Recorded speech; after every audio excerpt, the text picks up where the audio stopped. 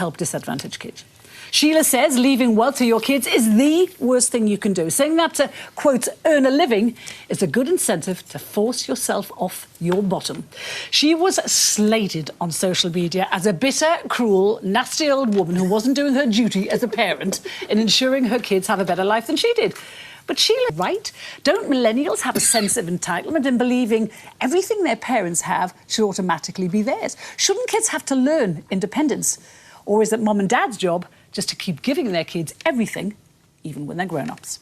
Something to work for. But do you not believe, June? No, but what I would say is, in the current climate where social mobility is regressing, where actually it's so hard for young people to get on the property ladder, actually your inheritance is probably the only way you're going to be able to buy a house When you're 19 or 20, you're probably not going to try and get in the property. You're probably going to rent. And I think there's a lot of millennials now.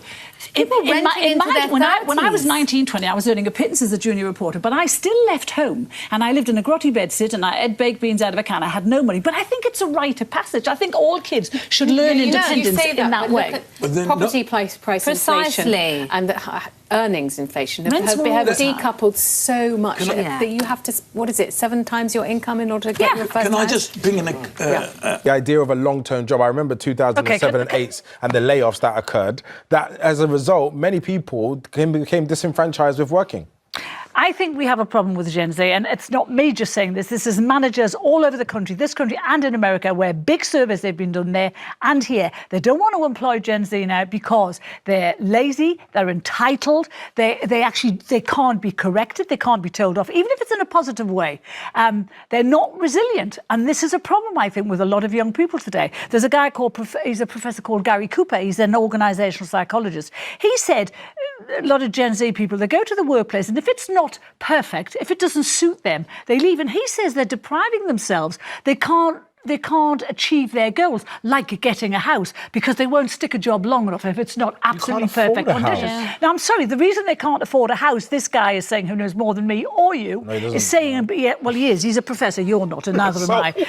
And he's a professor in this area because he knows more than you. You don't know everything more than him. He's saying kids are actually stuffing themselves up because they're not. We will go into work regardless because we still have that hope of getting a house, whereas Gen Z are like, nah, that's not happening for me. I'm sorry, or a pension, none of that's coming for me. Everybody talks about my generation like it was just dead easy for us to get houses. No, it was not. I had to comparatively. It was not comparatively.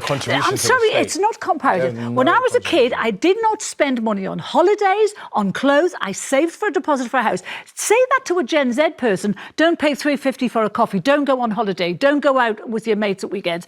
They'll say, go to hell, we're doing it, because they want that and they want the house. You've got to, people make sacrifices. The cost of a house in that generation was absolutely, it's like what are you talking about? It's relative. Salary. No, it's not relative. Yes, it is. Close to being relative. The fact is that the house prices before were like 3 times your salary. Now we're talking about 6 and 7 times your salary. You're talking about London as well. You're talking about London. It's actually across the UK. It has been, it's statistically. It's absurd, the gap.